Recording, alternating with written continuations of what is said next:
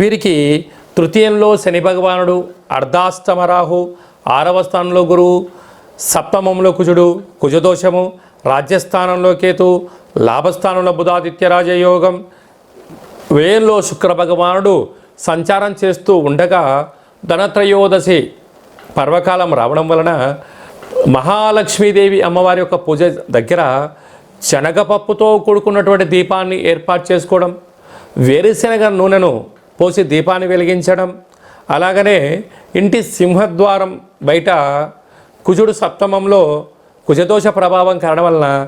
కందిపప్పుతో కూడుకున్న దీపాలను ఏర్పాటు చేసుకోవడము, నువ్వుల నూనెను, అవిసె నూనెను పోసి దీపాన్ని వెలిగించడం వలన మనశ్శాంతి, ఆరోగ్య వృద్ధి, ప్రశాంతము, రుణ రోగ శత్రు సమస్యలకు దూరంగడం, ప్రభుత్వ అధికారులతో ఇబ్బందులు ఉండవు, పై అధికారులతో సహా ఉద్యోగస్తులతో